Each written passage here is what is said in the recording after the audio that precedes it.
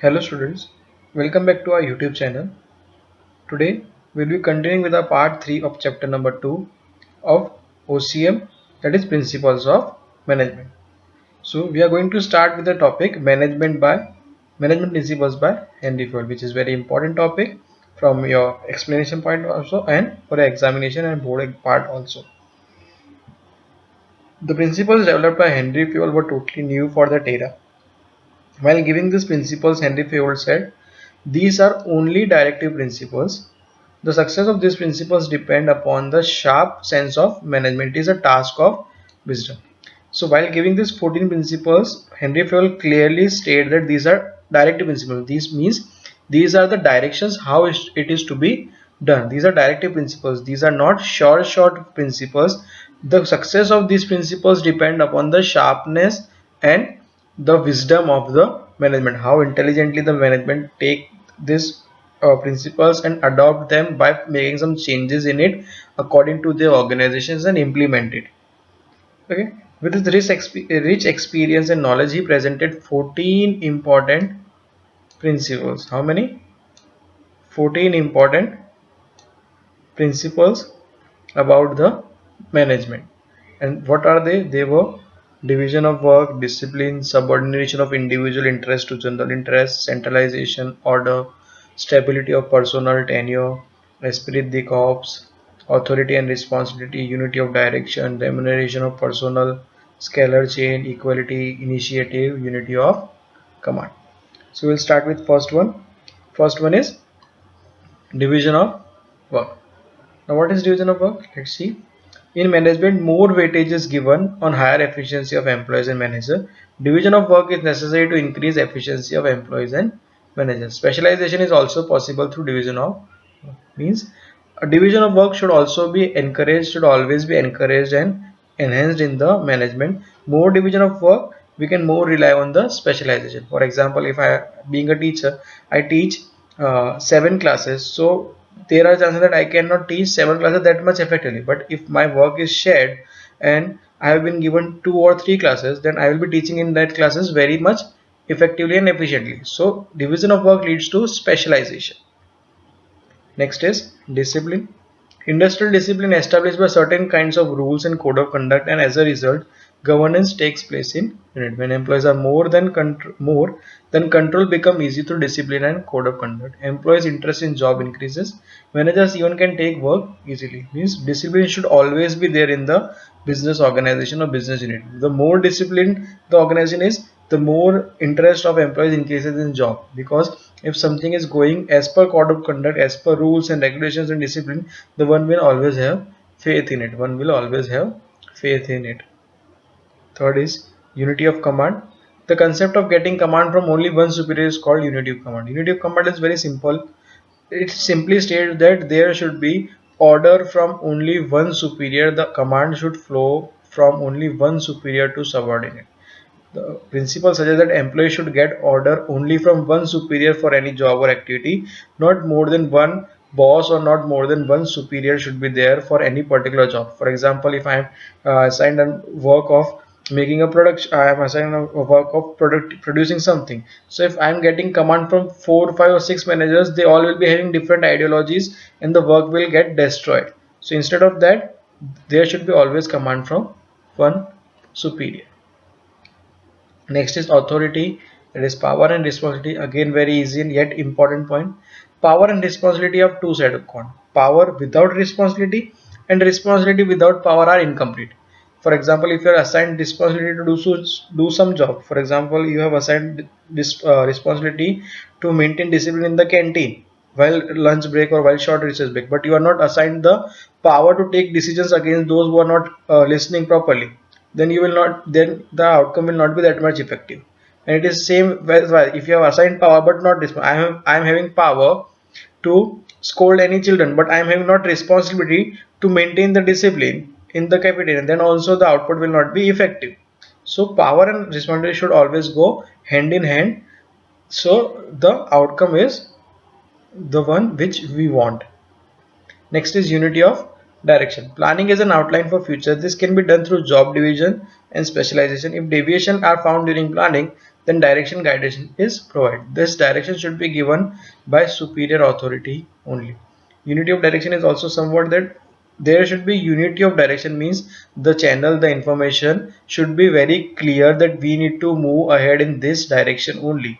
We have a single direction to move ahead. There are no alternatives over there which misguides the, or which we can say left us or take us along alone from the goals or objectives, which takes us away from the goals or objectives. Next is remuneration of personnel. The return or reward given to the employees against the service they render is called remuneration. In other words, we can name that as salary, wages, etc. So, if employees of country, its remuneration of personnel says that employees of country should be paid suitable and ideal wages.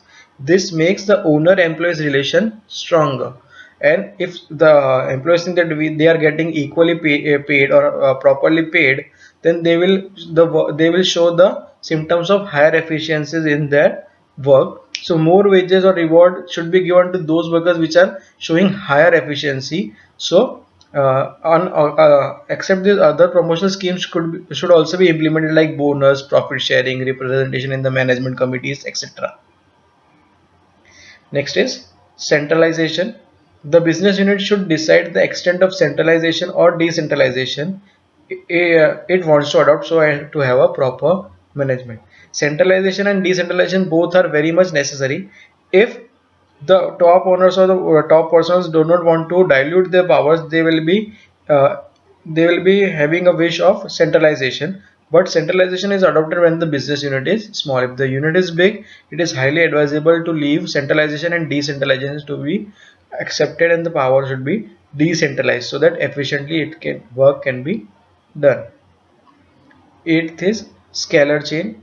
Scalar chain is a formal line of authority which moves from highest to lower rank in straight line. This chain is the route through which the information is to be communicated to desired location or person. Each information in the organization must flow according to the chain to facilitate clear communication of orders of the superiors and feeling of the subordinate. This chain must be strictly followed in the organization. So what is scalar chain? Scalar chain is simply a straight line from highest to lowest rank which should be followed. For example, if you are having any problems, so whom you should approach? So being a student, you should approach your class teacher. Class teacher, if they are not able to solve, they will approach the heads of the department, the HODs. If HOD is also not able to solve, then they will uh, report, or they will approach the coordinators, then principals, then directors, and then management. So same way it should be bottom to top and top to bottom, that is known as scalar chain. A single line should be maintained. Next is subordination of individual interest to general interest. These principles tell that the interest of all units should be kept in focus rather than interest of individuals. Means interest of unit should be focused and interest of individual or group of employees should also be focused. So what to do? So the management should try to integrate them in such a goal, in such a manner that the objectives of both should be accomplished. For example, if employees are asking for higher salaries and the organizational goal is for higher sales, so to merge them in such a way that if the higher sales will be achieved, you will be getting your higher salaries. So the workers will work for higher sales, so which will tick mark the, which will achieve the organizational goal, and will that will also lead to achievement of their personal or group interest. Clear? Next is order. The word order does not mean any command, but it means right arrangement of things and activities.